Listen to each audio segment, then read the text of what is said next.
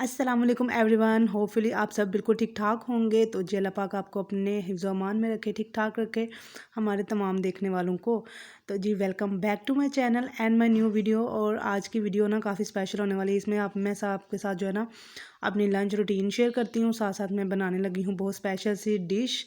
तो साथ साथ मैं आपके साथ ना कुछ अपनी जो लाइफ की मतलब एक तजुर्बा होता है ना, उसकी जो ट्रिक्स है, टिप्स है ना, वो मैं आपके साथ शेयर करूँगी। कुछ ऐसी टिप्स जो कि आपके लिए बहुत फ़ायदेमंद भी हो सकती हैं। सो वीडियो को पूरा देखिएगा और एंड पे पसंद आए तो लाइक भी कीजिएगा और अच्छा सा कमेंट कर दीजिएगा, ताकि जो है ना हमारा और आपका बाउंड बहुत अच्छे तरीके से हो जाए। चलें जी वीडियो को स्टार्ट करते हैं। कि मैं आपको सबसे पहले ये टिप बताती हूँ कि जब भी आप खाना बनाएं ना, चाहे आप ज़्यादा लोगों के लिए खाना बनाएं, चाहे आप कम लोगों के लिए खाना बनाएं, मतलब घर का जो डेली की रूटीन का खाना होता है वो तो सबको पता है कि हमने ये बनाना है, वो बनाना है।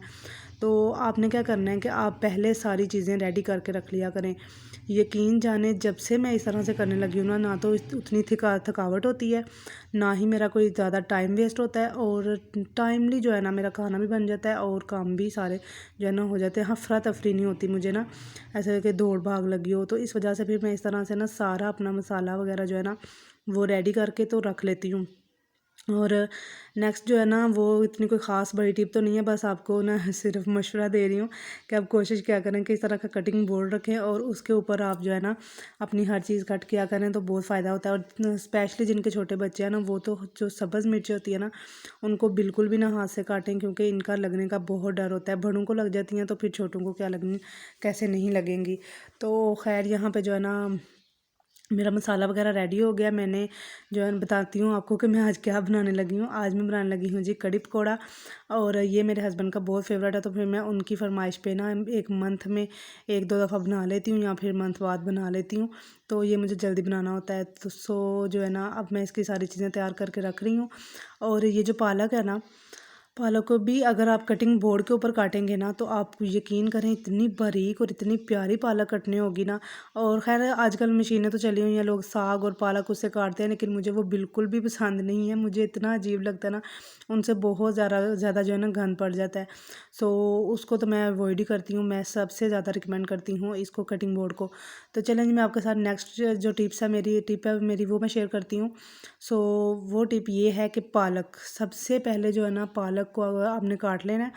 और पालक को धोने का ये तरीका है कि आपने टोकरी में डाल के कभी भी पालक नहीं धोनी। बहुत सारी मेरी बहनें ऐसी होंगी जिनको पता होगा, लेकिन कुछ ऐसे भी होंगे जिनको नहीं पता होगा। जैसे मुझे नहीं पता था शुरू शुरू में, तो मैं टोकरी में धो लेती थी। तो उससे क्या होता है कि जो मिट्टी वगैरह होती है ना, वो पालक के अंदर ही रह जाती है। पालक एक ऐसी चीज़ है कि जिसके अंदर टोकरी में आप चाहे 10 दफ़ा भी धो लेना, तो जो कचरा है ना, मतलब मिट्टी है नीचे, वो रह ही जाती है। रेत होती है इसमें स्पेशली।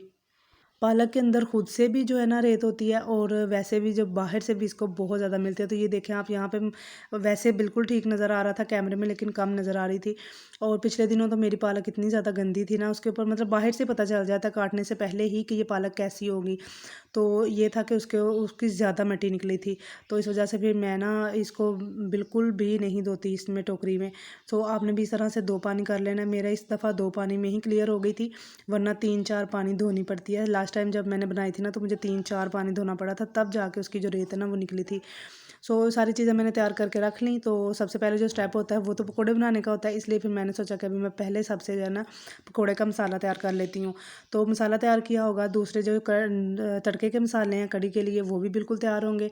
तो फिर मुझे इतनी कोई टेंशन नहीं होगी कि मैं ये भी करना है, मैंने वो भी करना है, ये है वो है।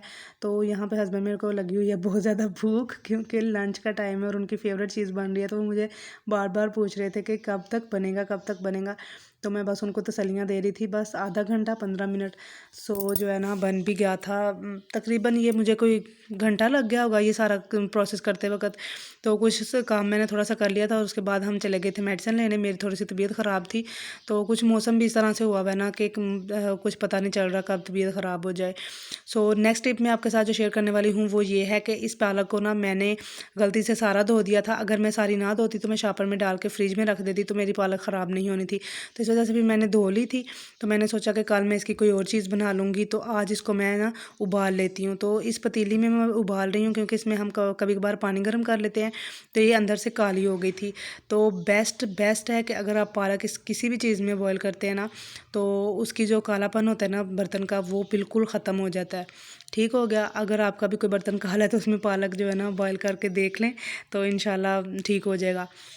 एंड जी उससे नेक्स्ट टिप है ना, वो आपने अपने किचन को साफ़ रखने के लिए, क्योंकि मेरा टॉपिक भी से जो है ना एग्जैक्ट यही है कि आपने अपने किचन को ड्यूरिंग कुकिंग कैसे साफ़ सुथरा रखना है। तो ये देखें, मैं मैनेज रखना मतलब वो अपने औरत पे होता है, डिपेंड करता है कि आप उसने किस तरह से मैनेज करना है।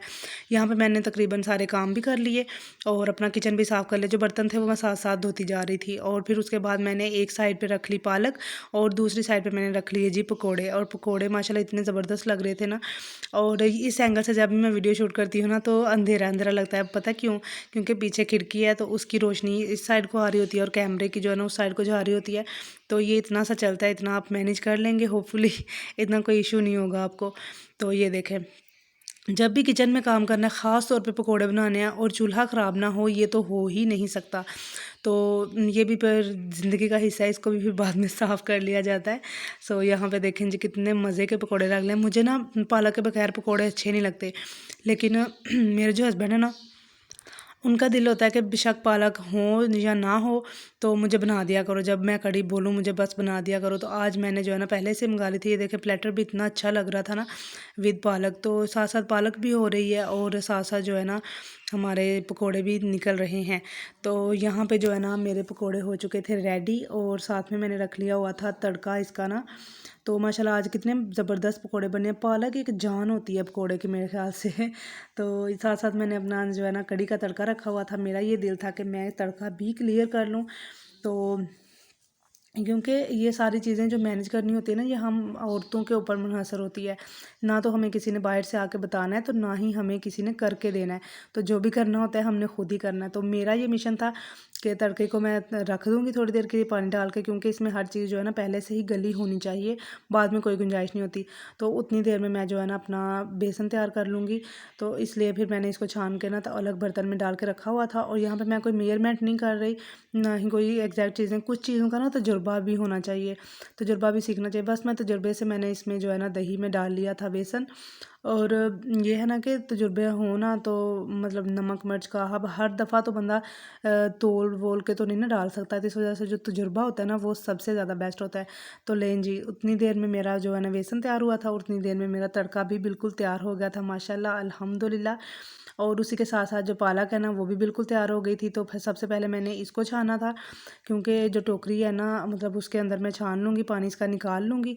तो उसके बाद जो है ना पालक को मैं स्टोर करके फ्रिज में रख लूँगी। और यहाँ पे आप देखेंगे मेरा कितना प्यारा सा जो है ना किचन रेडी हो गया है। और जो चीज़ें मैंने बर्तन सूखते जा रहे थे वो साथ साथ मैं रखती जा रही थी। इस तरह से ये होता है कि बंदे के ऊपर ना बोझ नहीं बनता, क्योंकि काम कर करके वो पहले ही थका होता है। और यकीन जाने कड़ी पकौड़ा एक ऐसी चीज़ है ना, जब भी बनाओ ना बहुत ज़्यादा थकावट होती है, इसका काम ही बहुत निकल आता है। तो खैर यहाँ पे जो है ना रोटी भी मैंने तैयार कर ली थी साथ साथ। और साथ साथ क्योंकि कड़ी को तो एक उबाल आएगा और इसमें मैं जो है ना पकौड़े डाल दूँगी। और मेरा ये था कि साथ साथ खाना भी बना लेती हूँ, रोटी भी बना लेती हूँ, क्योंकि मेरे हस्बैंड को काफ़ी ज़्यादा भूख लगी हुई थी और उनको टाइमली ही भूख लग जाती है। तो क्योंकि सुबह सुबह हम नाश्ता जो है ना बहुत जल्दी कर लेते हैं, तो इस वजह से फिर दोपहर के 12-1 बजते साथ ही उनको भूख लग जाती है। तो खैर यहाँ पे मैंने जो है ना अपनी रोटियाँ भी तैयार कर ली थी और फिर आराम से जो है ना बैठ के खानी थी। सो जी यहाँ पे हो गई है मेरी कड़ी भी तैयार। और अल्हम्दुलिल्लाह अल्हम्दुलिल्लाह इतना कोई काम तो बहुत ज़्यादा था, लेकिन इतना कोई सेटिस्फेक्शन थी ना साथ साथ काम करते करते। और मुझे पूरी उम्मीद है कि आपको भी मेरी टिप्स जो है ना काफ़ी अच्छी लगी होंगी। जब आप इनको इम्प्लीमेंट करके देखेंगे ना अपनी लाइफ में, तब आपको अच्छे वाला जो चेंज है ना वो नज़र आएगा। और देन उसके बाद अभी हम खाना खा ही चुके थे कि मेरी ना जो सिस्टर इन लॉ है ना उनकी तरफ से मुझे बुलावा आ गया कि हमने न्याज़ देनी है, तो तुम इधर चली आओ। तो फिर मैं वहाँ चली गई थी और वहाँ जाके मैंने उनकी न्याज़ की तो रिकॉर्डिंग नहीं की, सब अब बस आपको बताने के लिए ये चीज़ें बस रिकॉर्ड कर ली थी, क्योंकि फिर थोड़ी सी प्राइवेसी भी तो होती है ना। तो जी उन्होंने बनाया हुआ था दलीम, और साथ में थी रोटियाँ। तो वो हमने जो है ना सारा मैंने उनके साथ लग के काम शाम करवाया और शाम के टाइम पे जब हमने ख़त्म दिला के तो सबको जो है डिस्ट्रीब्यूट कर दी। और फिर उसके बाद रात के टाइम पे मैं अपने घर आ गई थी और बस यही थी मेरी आज की रूटीन। इंशाल्लाह जो है ना अल्हम्दुलिल्लाह आपको पसंद आई होगी। तो आपने वीडियो को लाइक ज़रूर करना है, चैनल को ज़रूर सब्सक्राइब कीजिएगा। मिलेंगे आपसे नेक्स्ट वीडियो में, तब तक के लिए अल्लाह हाफ़िज़।